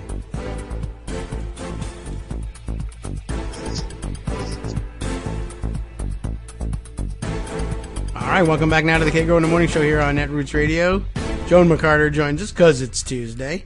And it's Tuesday, and I remembered it's Tuesday. I know, that's a major thing. It's a big deal, and I always wonder, Tuesday's not a great day for, remembering something, quite honestly. Like Monday, very busy, but at least, and things could get in the way, but when a new week begins. I always wondered whether making Election Day Tuesday was secretly a voter suppression tactic in itself. Tuesday's a weird day. Yeah, it's like the day most likely to be forgotten. You're very busy yesterday. Now you've gotten some things out of the way. The work week has started, but one of the things you don't, remember is, obligations that come once a week. I thought I would have scheduled that for a Monday, but okay. Tuesday it is. We are here, and we were just going over having fun with the fact that Marjorie Taylor Greene got chucked out of the Freedom Caucus, which is amazing. And I just they did very well to keep that secret for almost a week. I can't believe it. Yeah, you would have thought. I can't believe she kept anything a secret at all. But I guess she was maybe embarrassed by it a little bit and didn't want to go trumpeting it. Well, I mean, that crew is not known for not wanting to. Yeah, I mean, blab about and gossip about, and that's true too. Things about each other. So. I mean, I guess that maybe maybe that illustrates just how difficult things were for them there. That nobody went and leaked this immediately means. I mean, to me, I interpret that as they wanted to be rid of her because she's toxic, and they didn't leak it because that would just mean she would go to the press and say some more toxic stuff. And she didn't leak it, I guess, because she was either embarrassed by it or whatever, didn't really know how to deal with it. But yeah, ultimately, I've seen a bunch of explanations, some better, some worse, for why it happened. But it seems to me obvious, like this is literally just someone being too much of a crazy a-hole for the for the crazy a-hole club, I think so. I mean, a lot of them say it's because she's too cozy with Kevin McCarthy, and Kevin McCarthy's the enemy, even though Kevin McCarthy is continually groveling before them. Yeah, right. What an enemy. And he's, she's too close to him. Others say that she publicly trashes other members of the Freedom Caucus. She voted for McCarthy's debt deal. Yeah, there was a lot. Everybody had their own straw that broke the camel's back, but it seems like we're talking about different camels here. Consistent with the Freedom Caucus. They have a different. Each individual one has a different reason for doing the things that they do. Yes, like when they shut down the House, it was because there wasn't deficit reduction in the debt ceiling bill. It was because I don't know. Kevin McCarthy looked at somebody sideways. Yeah. So, well, they maintain the freedom to do that for each member, but yes, they do. Kind of all of the various excuses fall apart at some level, but they don't have to be united in it. But the one thing they were united in is we don't like her and we don't want her around. So that's the story. That's the story. And, imagine if they actually were united, how dangerous they could be. Yeah. Well, I mean, it's bad enough that there are loose cannons out there going rogue, deciding to do things like shut down the House. Yes. And it doesn't take a great deal of unity. If they really got their stuff together to accomplish stuff, it would be frightening. It certainly could be. I mean, of course, we worried about that for 4 years during the Trump administration. What if there was a fascist who wasn't a total scatterbrained idiot, and we were all told, well, but that'll be Ron DeSantis. And then it turns out he's kind of a scatterbrained idiot, too. Yes. And I don't know. I believe was a Freedom Caucus member. Wasn't he when he was in the House? Certainly could have been. I don't know. I don't remember how far back. I don't remember for sure, but they were because I wasn't paying attention to Ron DeSantis because he was nobody. Right. He was a long shot nobody. And that's one of Trump's favorite talking points. I made him, out of nowhere because I endorsed him. Maybe. And there might even be some truth to that. But, DeSantis, as it turns out, was either no more capable of organizing his thoughts and running a real campaign than any of the rest of them, or maybe it is something that you say, well, when a smart Trump comes along, then we'll have real problems, which I can well imagine what a problem it would be, but maybe it's something that eats your brain along the way. You start out as a smart guy, and then you say, let me add Trumpism, and then you come out the other end a crazy scatterbrained idiot who's incapable of doing anything. So because I was curious, I Googled it. Yes, he was one of the founders, in fact, of the Freedom Caucus. Okay. So there you go. That's, I didn't even know how far back it stretched exactly, but... they were kind of around. I think they didn't pick the name Freedom Caucus until 2015. Okay. But they were there as the Tea Party group. Yeah. Sort of loosely formed to do things like repeal Obamacare. Sure, why not? Which never happened, by the way. But, back when Boehner was trying to make his grand bargain with President Obama. Yeah.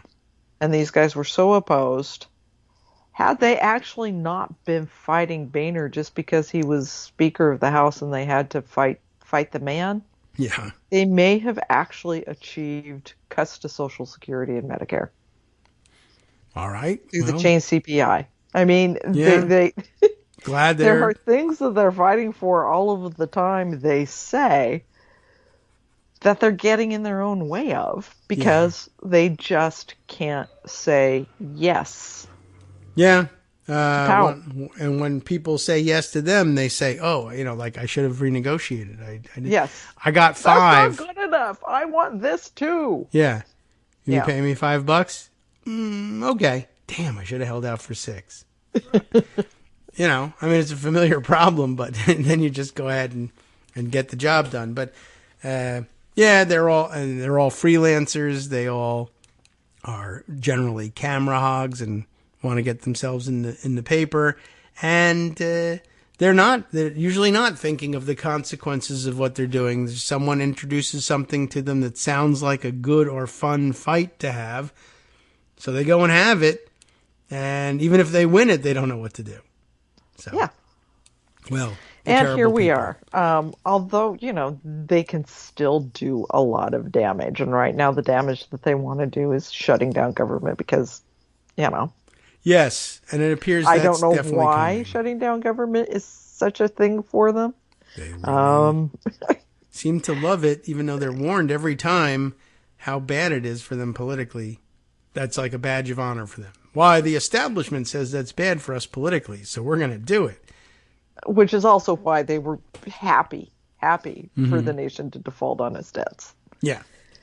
They don't believe in They would not have had a problem experimenting with that at all, which makes them, a problem. Yeah. Dangerous and crazy and weird. And I guess the plan was, well, if we do destroy the economy, well, we'll just blame it on Biden. I guess that was what they thought. I don't know if anyone would have believed it, but it does seem we're headed for shutdown again. And, that's going to be the plan if they shut down the government, too. It's going to be Biden's fault. Yes. Although, clearly, all he does is sign it a is thing. not. And it would take... It would take being somebody as dense as a Freedom Caucus member to recognize what the public sees. It's bizarre. And here we are back again thinking about how we're going to require Republicans to get their heads out of their butts and say, oh, look, the Freedom Caucus is doing this to us again. It's going to be really bad. We're going to have to go to Democrats for help. Yeah, which will only, repeat the cycle. We're angry again because we now oppose whatever it is because you got Democratic votes, which I don't know why they don't ever go with our deal was so smart that even Democrats decided to vote for it, but they're not into that excuse. They're not into that. So, again, it's going to be back to Kevin McCarthy. Mm-hmm. And trying, I don't know. I just don't know. He's got to buck the Freedom Caucus. That's all there is to it. Or disaster. Yeah. And why he keeps going to the Freedom Caucus to get permission to do the things he's doing, I don't know. But here we are. Yeah. I mean, it seems impossible now to avoid. I saw something over the past couple of days that now, I guess one of their newer demands is that there should be no votes on the floor on any of the appropriations bills until all 12 have been reported out of committee. Yes. Which is like, that's like saying, we shouldn't vote on anything until we shut down because, they're never going to get all 12 out on time. And sometimes they just will say, well, we got 6 done and we'll do a CR for 2 weeks for the other 6 and try to finish. But they don't want to even do, if you finish 6, 12, 11 of them rather, they don't want any votes to be held. And that's, I guess, I don't know who came up with that. And I guess it's an attempt to. I don't know. They also say you can't bring any of these appropriation bills to the floor until you have 218 votes secured for them. Well, which you try to have that anyway, normally, but yeah. Well, yes, you normally try to have that. How are they going to? 218 Republican votes. Yes. Well, I'm sure, yes. You can't have any Democrats. And who checks that? And how do you manifest it? And how do you know that there's going to be 4 Freedom Caucus members who just say, nope, not going to do it just because? I guess you don't. Or 6. But I guess so. I mean, I'm not certain how you you validate the claim that you've got your 218. There's not going to be a list anywhere or a petition or anything. But that might be just something they threw out there to cause trouble. But what it may mean is, maybe it helps increase their leverage. And they thought that maybe only a complete government shutdown is enough leverage to get what they want. And partial government shutdowns, if we pass, 6 or 8 or 10 appropriations bills and then have problems with the last ones, then no one will notice because only 2 departments shut down. maybe it's that, or else maybe it's just, I don't know, it's just pure craziness and we don't want anything to pass, or I'm sure the excuse is, well, if we pass 10 good appropriations bills with lots of cuts in them, and then they bring us 2 appropriations bills that just replace all the cuts, then it's all for naught. But you can't even really do things that way. You can't replace the cuts in other departments with a third department's bill. But I don't know. I'm not certain if they know what they're looking for, as that being a total government shutdown, or it's just somebody said, hey, what if we ask for this? What if we ask for free pizza? Or they could be golden with Cadillacs. Free pizza. I would pay for their pizza. Yeah, right. If we could get them to go away. Well, I would put pineapple on it just to screw it up. They probably like pineapple on it. That's probably it. Yeah, that's right. That's probably it. They're out there saying that's wholesome Heartland America pizza. Okay. Well, anyway, there are people. So anyway, there are 24 legislative days. Oh my God. Between now and October 1st. Wow. That's 2 days per bill, by the way, if you want to put it that way. Yeah, so that's not going to happen. They may take some time in August, but I really seriously doubt the House will. The Senate would be more likely to work some of August than the House. In fact, right now, I think the Senate might be in for a day or two in August. The House is not only out for all of August, it's out for the last week of July and the first week of September. They're taking the whole of Labor Day week. That's pretty remarkable. And just like, we need to be off for July 4th. So that means being off from June 28th to July 11th or so. And then we're got to take off in August, by which we mean July, August, and September. All right. So 24 days. Terrific. They're not doing any of the appropriations bills on the floor this week because they can't. I don't even know what stage they're in. I just saw the request is crazy on its face, but maybe they've done a lot of work on them, but not enough to make it to the end in 24 days. And all right, so guess what? We'll spend the fall or the summer talking about the problem coming in the fall, the government shutdown. I can't believe it. Because there's no way. I mean, there were even Republicans in the Senate who were looking at this and saying, we can't not do that. Yeah. We can't make those cuts. So the Senate's not going to do it. They can't. The Senate's not going to agree to this. Biden's not going to agree to it. He gave a lot in the debt ceiling, but not that much. And it's not going to happen. So they're going to hold their breath until it does. I guess. What do you do? What do you do with these people, Kagro? There's nothing I can think of to do with it. I kick them all out of the Freedom Caucus one at a time, I guess. But that won't change their minds either. I don't know. Although we run into this problem all the time. There's no negotiating with them, and we don't, or we can't, or something goes wrong, or somebody switches, or I don't know. Sometimes it's not a good bet to think that they'll just continue to cave, but I don't know. They do want to be able to, watch 100 TV channels and buy every flavor of ice cream. So they tend to get out of their own way occasionally, or mostly because they get rolled in some way. Somebody figures out a way to promise them what they think they want, but it actually goes the wrong way. And then they get mad and kick somebody out of the Freedom Caucus is their remedy. So, they have more people to kick out, so maybe they can handle it that way. So, all right. We'll see. We're on track for that. See. We'll shut down is what we'll do. It's an annual event. At least partially. Yeah. And they might be, if they're serious, they'll force a total shutdown instead. But I don't know. I think they'll lose on that point. I think they will eventually. I think there are enough Republicans who are too scared of the consequences. Yeah.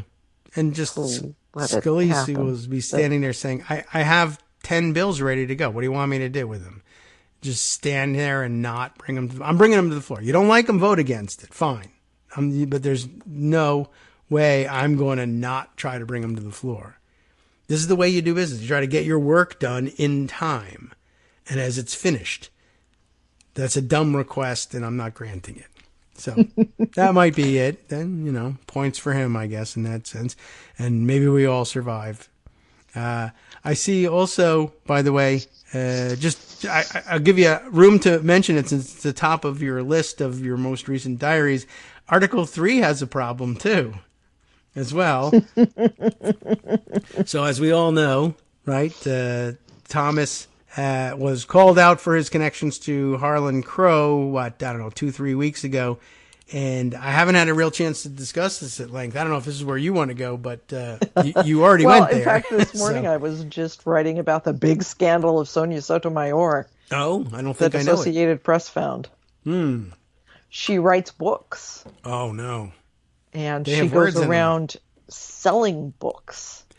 Why don't we ban them? Yeah. You could just do that. I mean, there is part of it that is not great. That she has a member of SCOTUS staff helping coordinate all of this and making sure the books get sold. That's not good. No.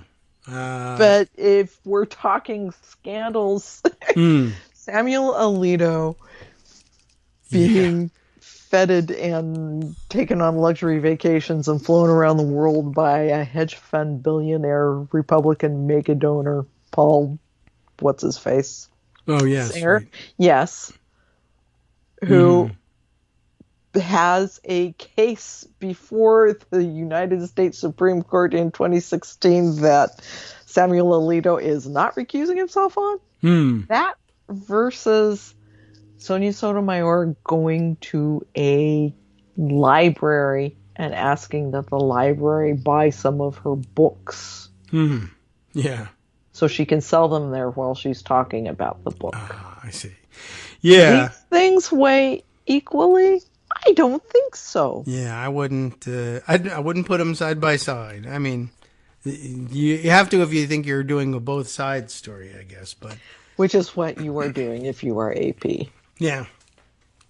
Well, she certainly shouldn't be using court staff, and she deserves to be admonished for that. Supreme Court ethics law that makes her hire a personal assistant to do this. Yeah, absolutely. And I mean, that it's a complicated arrangement she'd have to make. But I mean, okay, so you do it, and I mean, I'm surprised that it didn't occur to her on her own, and I'm a little disappointed in that. But although I guess you could be like, well, I mean, I know what my colleagues are doing, so obviously this can't be too wrong. And also, I mean, I guess you can hold it up against the new Clarence Thomas story from over the weekend with the Horatio Alger Association. I was a little bit astonished to see that, I guess, that they hold their group's induction ceremonies in the Supreme Court chamber because he can give it to them, which... That was astonishing. That's kind of weird, to say the least. It's the equivalent of being knighted. The only equivalent the United States has of being knighted is having the medallion hung around your neck by Clarence Thomas in the Supreme Court chamber. That's just a weird thought to have about yourself at all. I mean, like another way would be having the Congressional Medal of Honor hung around your neck by the President of the United States, or the Presidential Medal of Freedom. One would think that would be, But I mean, it's the closest thing we have to being knighted is the what association now? Yeah. I mean... Which I also learned over the weekend that Horatio Alger may have been a groomer. Well, everybody apparently was. Just before we cut away for the break, before you called in, I was reading the story of a local school board. It's in Temecula, California, of memetic fame. But they had a fight over whether or not they would allow any mention of Harvey Milk in the social studies curriculum in town. And the excuse there was, why even mention him? He's a pedophile. And all right, I mean, there are people who have their sore points, to be sure. But I mean, I guess broadly applied, I did say, well, it's going to make the Declaration of Independence chapter a little shorter. Yeah. Because as it turns out, I looked just to double check, and there's a lot weird about Thomas Jefferson and Sally Hemings, but top of the list there would be that she was 14 when he decided she was going to be his traveling companion as he went off. As our ambassador to France, by the way, he takes a enslaved 14-year-old concubine with him to no one's notice.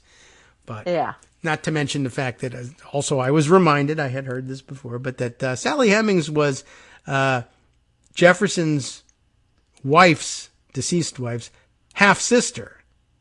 Yeah. By, her father with another enslaved woman who was also, I think, may also have been family herself, and that 3 of Sally Hemings' 4 grandparents were white, or she was basically 3/4 white, enslaved nonetheless, and taken as a concubine at age 14. And all right, I guess at some point you say, all right, well, it's no better, and it doesn't excuse anything, but clearly it really was a different time if everybody was actually looking the other way on that. Not this time, because maybe we shouldn't look the other way there. But you still include them in the history book. They did this thing. That should perhaps also be in the history books. But Horatio Alger, a groomer as well. Yeah. Okay. You know that story? He was forced out of a pastorship for allegedly interfering with boys. Well, they may have thought that was part of pastorship back then. We don't know. It was a different time. We may think that now. Which puts a whole, wow. Here's his whole shtick with the books is young boys making good out of their impoverished lives, pulling themselves up by their bootstraps with the help of rich older men. Yeah. And who knows what they're doing with their bootstraps. This is weird, but not terribly surprising, actually, now that you mention it. Yeah, I know. Seems like... The whole form of a Horatio Alger story now has a very different light cast upon it. Yeah, really. And it's the closest thing to getting knighted in the United States. You know what? Forget it. I'd rather not. The sword thing seems safer, quite honestly. And wow. Clarence Thomas hangs out with these people who have a lot of money again, and a lot of influence again, and have interests in things that come before the Supreme Court. Hey, yeah. Of course, students and librarians also have an interest in things that come before the Supreme Court. True. But never on it's kind of different if that's Sotomayor's audience versus right hanging out in the private plane with the hedge fund manager. Very strange. And what a nugget to dig up on Horatio Alger too. But again, not surprising, and of course they'll deny any such stories, but sometimes it's a wink thing with these guys. They understand that, yes, America understands him as the rags to riches story genre guy, but we, wink recognize him as our own personal stories. We love to bring people from rags to riches so long as they, comply with our wishes along the way. And how many stories are there like that? I mean, that's the Jeffrey Epstein story as well. And not the Donald Trump story as much as he'd like to say it. He was just riches to riches, or possibly riches to rags, if you actually did the accounting. But what a strange thing. Bad news, generally speaking. Bad news. Okay. Well, let's see. I don't know. What else is on your radar? The Senate Democrats announced that they will vote July 20th on their legislation for the Code of Conduct for the Supreme Court. So, there you go. Okay. So they'll send one out there, and Republicans will filibuster it. You think? I mean, it's possible. They don't do anything else with it. Although, did you see Mitch McConnell's op-ed in the Washington Post yesterday? No, of course not. Nothing to see here, people. Nothing to see here at all. With respect to the Supreme Court and ethics? Yeah. Directly? Huh. I mean... Yeah. It's all because there were cases that the liberals didn't like. Oh, okay. And that's why they want to impose ethics on them. All right. Well, I was wondering if they managed to get it passed. I mean, I don't see how they could do it exactly, but if they managed to get something like that passed, wondering what the new John Roberts has to say about that. Like, does he say, well, obviously we can't accept it being forced on us, but would we try and adopt something of our own? With either this as a starting point? Possibly, hopefully. I mean, these stories are just going to keep coming. Yeah. And with Clarence Thomas, goodness knows how many more there are. Yeah, he seems to be just completely unconcerned with the appearance of what he's been doing and has been for a long time, except to the extent that he realized, this is bad news and I should stop reporting it. That's his concern. Yeah. Man, I don't know. Okay. Well, we've got lots to keep an eye on, and the government shutdown coming. I will be away next Tuesday, so you can set an alarm for yourself to not get up, I guess. I enjoy that. Bosses would not appreciate my not getting up. But yeah, I guess, but not quite as early. But I will refrain from calling in. Yes, not that there's anything wrong with that. It won't cause any problems. No one will answer. That's all. But okay. Thank you for coming by today and catching us up and informing us about Horatio Alger. I'm going to go do some reading. Boy, I tell you, it's everywhere. Okay, but we appreciate it, and we'll make August our shutdown watch, as is an annual tradition. Since there won't be anything else going on. Right. We should start some tradition, decorating a tree of some kind. I think it's already taken, but... All right, thanks, Joan. Talk to you in at least 2 weeks. All right, bye-bye. You have been listening to Kagro in the Morning with David Waldman. That's right. That was your choice, so it's your problem. You've been listening to me, but now you can cure it all by listening to Justice Putnam on the West Coast Cookbook and Speakeasy coming up next, of course. He's got lots to say about what Clarence Thomas is doing, plus his usual collection of crazy stories from around the country and around the world, things that might not have or might have escaped our notice until now. Stay tuned.